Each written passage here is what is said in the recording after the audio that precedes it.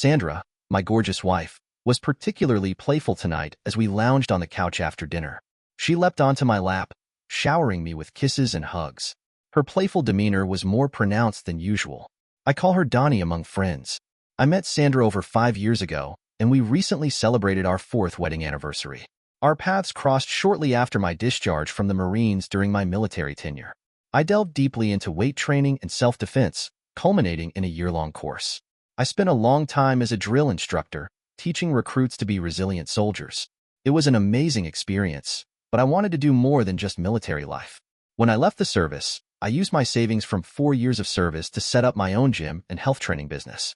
It took off really quickly, and I ended up spending all my time on it. I was helping others with their fitness journeys, and I was really proud of what I was doing. I was 64 and I weighed 255 pounds of muscle, and I was standing tall. It was really rewarding to help people gain confidence and become stronger in just 6 months. Sandra, who is the sister of one of my clients, and I got on really well, even though we're quite different in size. She's 54 and weighs 145 pounds less than me, but we made a great couple, even though she's only 110 pounds. Sandra was 22 and I was 26, so she was a bit young for me, but we had a lot in common and enjoyed spending time together, even though she wasn't keen on training. We made the most of our free time together, doing things we both enjoyed. We got stronger and stronger, and a year later we got married. Sandra was an amazing lover. She was really attentive and affectionate, and she fulfilled all my needs with unwavering devotion. She had a playful innocence that I really loved, and while some people might mistake her vivacity for flightiness or even dismiss her as a dumb blonde, I found her endearing. She did lack common sense at times, though. She was a health trainer with a chiseled physique and undeniable charm, and she constantly faced advances from female clients were a different story. It was a constant battle to keep my boundaries in place, so I installed video cameras all over the gym to protect myself against false accusations of sexual assault from rejected suitors. I took these precautions to protect my business and my reputation, so Sandra could monitor the activities remotely and have peace of mind. Sandra knows how much I love her, and I show it with financial support. My business is doing well, and Sandra's work helps us make ends meet. Last Sunday, Sandra was in a playful mood when we were relaxing in the living room with a bottle of wine. She was giggling nonstop, which surprised me when she jumped onto my lap and gave me lots of kisses, like a teenager in love. I couldn't help but feel warm inside when she was around. She always made me feel special. But our peaceful moment came to an abrupt end when Sandra, her hand running through my hair, flashed me that heart-melting smile and dropped a bombshell. Matthew is taking me out to dinner next Friday night. You're okay with that, right? I was a bit taken aback at first, but I brushed it off, basking in her radiant smile. When my silence persisted, she repeated her question with a touch of sweetness. You don't mind, right? I was a bit confused, as I struggled to comprehend what exactly she was asking me. I'm sorry, but I don't quite follow. Oh, you silly goose. She chuckled softly. Matthew from the office invited me to dinner next Friday, and I may have agreed, as her words. My initial disbelief turned into understanding, but disbelief lingered. Wait, are you asking for my permission to go on a dinner date with Matthew next week? It's not really a date, it's just dinner and maybe a movie. She reassured me, her tone light yet tinged with anticipation. I sat there utterly stunned, my mouth agape in disbelief. Could it be true? Was my devoted wife, the very essence of my love and fidelity, truly asking for my consent to go on a date with another man? Sandra, that's precisely what a date entails. Are you seriously? I've been thinking about going out with someone else. I managed to explain that I'm struggling to comprehend the gravity of her request. He's just a colleague. Donnie, we have a great rapport at work, and he always brings a smile to my face. It's not like a traditional date. It's more like drinks after work. But in this instance, it's dinner and a movie. She explained, her tone, seemingly oblivious to the weight of her words. My mind reeled. How could she fail to grasp the enormity of her request? Sandra, you know I've never entertained the thought of being with another woman. Can you even think about going out with another man, Donnie? Please don't be jealous. He's nothing like you. It's just one evening. My feelings for you remain unchanged. He means nothing to me, but I want to do this. I hope you're not upset, she pleaded, her words falling on deaf ears. My ears were ringing with shock. I was filled with a sense of madness, but years of military training kept me composed as I swiftly devised a plan. Ah, you've already agreed. I see, I murmured, feigning understanding as I reached for my cell phone with Sandra still perched on my lap. I was just minding my own business, playing with my hair, when I got a call from a persistent suitor who had been chasing me for months. Hi, Mary. It's Donnie. I spoke into the phone, trying to hide the confusion on my wife's face. I'm doing well, thank you. Is that offer still open for Friday night? It would be fantastic. My wife just mentioned that she's interested in an open marriage, and you immediately came to mind. It sounds like fun. I'll catch up with you this week to plan it out. Sandra stopped rubbing her hair and looked at me with a puzzled glance. Who's Mary? She's one of my clients. We have a good rapport. She's quite amusing. So we're going out on Friday night just like you suggested. I explained casually, and Sandra's expression shifted to one of immediate anger. She swiftly vacated my lap, unleashing a torrent of accusations. I couldn't fathom how she failed to perceive the hypocrisy in her request. I was pretty shocked when she started railing against me. I couldn't believe she was going out with some girl, probably some promiscuous woman. I told her I wouldn't tolerate her infidelity, but I was struggling to contain my amusement. I told her it was perfectly acceptable for her to go out, but she wasn't having any of it. With a colleague, it's different. She said adamantly, how so? I pressed her. It was just a casual night out for some enjoyment. She defended. Well, that's precisely what I'll be doing as well. Listen, Sandra, I've never desired another woman until you proposed this open marriage a minute ago. Do you understand? I really think I'd sit idly by while you go on a date. Sandra gazed at me with a mix of sorrow and frustration. I pressed on, determined to address the situation head-on. You initiated this, and we're going to see it through. You'll go on your date with Matthew, and I'll accompany Mary. Whatever. What happens next is out of our hands, but I hope we can stick to our commitment to each other until then. I'll be staying in the guest room, and any intimacy between us is off the table. Just the thought of you makes me feel too hurt to even consider being close to you right now. I don't feel anything for you, Sandra. Her tears and anger made me think about offering her comfort, but not right now. After letting her calm down, I kept my tone firm. We'll attend next week. I'd like to talk to you about why I seem inadequate to you.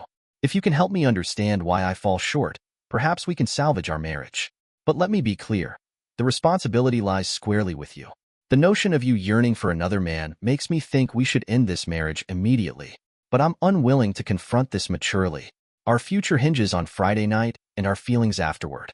Just remember, Sandra, whatever unfolds is a consequence of your decision to pursue this date with Matt. I have no intention of altering my plans. You'll have to reckon with the aftermath. Whatever it may entail.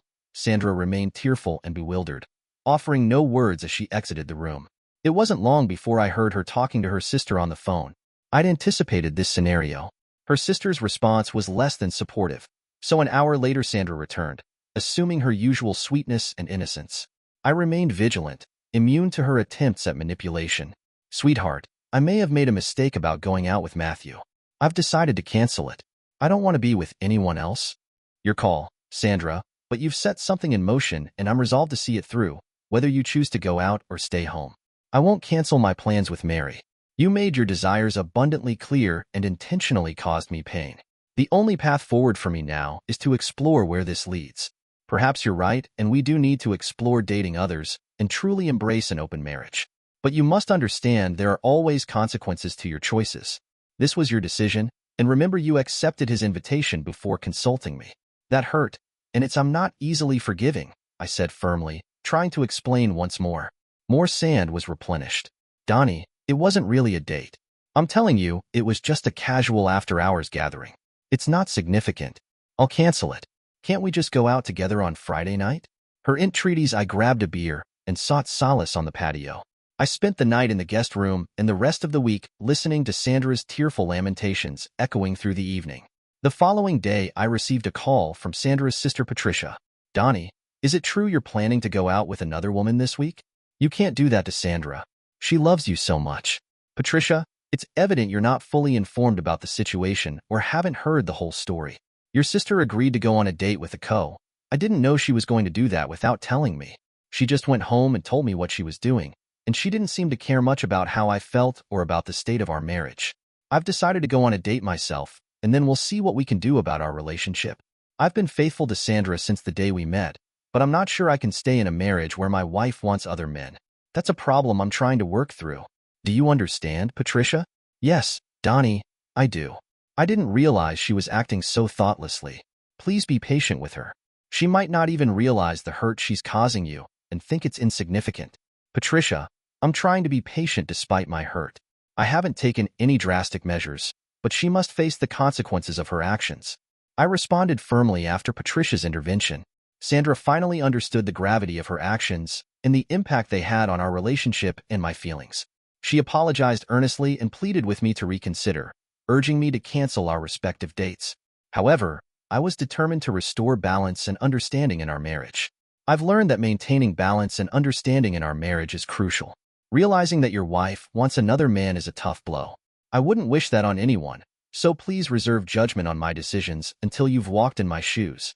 I arranged for Mary to pick me up that night because I wanted her to meet my wife and confirmed that it was okay for her to go out with me on Friday night, despite Sandra's reluctance to go out with her colleague. I told her to honor her commitment with Matthew. She was annoyed at my term boyfriend, which made me realize that I needed to be more careful with my choice of words. Sandra was dressed elegantly for her date with Dunning. She wore a cute dress that accentuated her natural beauty. I found solace in the fact that she didn't try to appear overly alluring, which gave me a glimmer of hope for our relationship. I was apprehensive about meeting Mary, but I insisted that Sandra greet my date to affirm our transition to an open marriage. Despite her protests against the concept, I brushed them aside, feeling justified in my actions. Sandra was astonished when Mary arrived promptly at 6 p.m. Mary was a stark contrast to Sandra. While Sandra was short and slight, Mary was tall and well-toned. Mary had a toned stature, and her outfit showed off her curves. I wore a fitted sports jacket that showed off my muscular physique. I ignored Sandra's discomfort and even took photos of Mary and me together. We presented to the couple looked striking, as if they were posing for a fitness magazine cover. Sandra seemed to be filled with jealousy and resentment, realizing that she had opened a Pandora's box. I kept my amusement to myself as I introduced Mary and Sandra, inwardly smirking at Mary's cheerful greeting. Sandra, it's lovely to meet you. Donnie, I heard you've been open about your marriage, and I'm genuinely happy for you. I've had my eye on this guy for the past year, so you can imagine my excitement when he called me on Sunday. I hear you've also found a new boyfriend. Good for you. Mary's words seemed innocent enough, but I could practically see Sandra's rage. Sandra was clearly uncomfortable, but she managed to keep it together until Matthew arrived. I could see her nerves as I ushered him inside. I was surprised by Sandra's choice. Matthew is about 5 feet 7 inches, which is about the same height as Sandra. In heels, he wasn't very attractive, and I couldn't understand what Sandra saw in him. He weighed no more than 150 pounds, and his receding hair didn't make him look threatening, but he still posed a challenge to our relationship. Matthew seemed intimidated by me, and his hand felt small and clammy in mine as I shook it. My wife is all set for your date. Have fun tonight. I said it with a hint of mischief in my tone, leaving Matthew momentarily speechless and seeking reassurance from Sandra. Mary and I shared a laugh as we left, fully aware of the storm brewing within Sandra. I felt no remorse. If anything, I hoped this would bring about a resolution. I got home the following morning and Mary dropped me off at my house around 6 o'clock. It was 10 p.m. morning. As we said our goodbyes in the driveway, our farewell kiss lingered. I was sure Sandra observed it from the window. Mary and I had enjoyed a lovely evening together. We had a lovely dinner and then danced at one of her favorite clubs. We had a romantic stroll along the beach after the club closed and breakfast before she drove me home. It had been a great night. Mary proved to be an engaging companion. She was an exceptional dancer, had a wonderful sense of humor, and was undeniably attractive. There was a real chemistry between us and her kisses were electrifying. Although our interaction didn't progress beyond a kiss, I couldn't ignore the potential for an exhilarating relationship with Mary. However, Sandra remained the predominant thought occupying my mind throughout the entire night, even as we danced. My thoughts turned to my wife as I walked along the beach, and I was flooded with memories of Sandra and me in Hawaii. These memories were bittersweet, and I felt a range of emotions. The goodnight kiss was overshadowed by thoughts of Sandra, and I was filled with a mixture of happiness and sorrow. I entered my house, pondering whether it would ever feel like home again. Sandra was waiting for me as I entered the house without she started by accusing me of things. Then she asked what else I did all night. I ignored her hostility and greeted her calmly. I said, "Good morning, Sandra. How was your date?" She exploded. She said, "Matthew seems like a nice guy. You slept with her." I responded, "Sandra, it was just our first date. You should know better than to jump to conclusions." I tried to calm things down. I said, "First date. Are you planning to see her again?" She demanded. "I'm not sure. Are you planning to see your boyfriend again?" I countered. "Of course not. I don't want him. I want you. She confessed tearfully. Well, you seemed to want him last week. What changed? I inquired, a hint of frustration creeping into my voice. It became apparent that Sandra had come to understand the gravity of her actions. Perhaps she genuinely wanted to make things right. She saw her outing with Matthew as just hanging out with a friend, like she did with her girlfriends. After all, Matthew didn't pose a threat. In hindsight, I might have overreacted, but it still seemed strange to me that any woman would expect her husband to be okay with her going out with another man, even if it was just a friendly get-together. I pulled Sandra close and gave her a hug. I love you, but I can't stand the idea of being with a woman who wants other men, under any circumstances. I can't accept infidelity, and if it ever happens again, if you lie to me or betray my trust, I'll end our marriage. Do you understand? I held her gaze firmly as I spoke. Sandra reciprocated the embrace, showering me with kisses. Darling, I would never cheat. I've never wanted anyone else but you. This was different. Sandra held me close, her tears soaking my shirt. It wasn't a date. What you had with that woman was a date. We had dinner, but Matthew was so rattled after encountering you and injuring his hand that he insisted on taking me home immediately afterward. It wasn't enjoyable, and I had a dreadful time. He dropped me off before 8. It was 8 p.m. morning. I've been thinking about what you might have been doing with her all night. Then I saw you kiss her like that. I couldn't help but cry again. I held Sandra close and told her everything would be okay. I couldn't help but laugh at the thought of Matthew meeting his match. My firm handshake with him had left me confident that he would be a perfect gentleman. I wanted to meet him before Mary and I left because I had one more thing to discuss with him. Sandra, let's not talk about last night. I'm serious about getting counseling. I still have some things to understand, and you need to understand my feelings too. If we can work through this and rebuild trust, I won't see Mary or any of the other women who ask me out. I said it sincerely. Sandra's eyes widened as she realized that Mary wasn't the only one I was talking about. I went back to sleeping in her bed. Counseling helped us to move on from the situation. Mrs. Stewart was very supportive and understanding. She helped Sandra to understand how her actions had made me feel. Sandra said that she hadn't viewed Matthew as a romantic interest, but as a friend. She said that she had never labeled their outing as a date, but simply as a night out with her friend. Matthew was just like spending time with one of her girlfriends. Her friends. It was only through Mrs. Stewart's guidance that Sandra came to understand the importance of boundaries in a monogamous relationship. Spending time with other men at the expense of your husband was unacceptable. Sandra attempted to argue that my decision to date another woman was vindictive, especially considering the woman in question was evidently. Sandra said that it was unfair and unjust that I was spending time with another woman, who she said was more attractive and beautiful. Mrs. Stewart stepped in and helped to calm Sandra down. When it was my turn to speak, I said that I now understood Sandra's intentions, but that I still felt the same way about her spending time with other men. I spoke to Sandra firmly. Sandra, I love you, but you hurt me when you mentioned going out with Matthew. My military training instincts kicked in, and I felt compelled to fight back.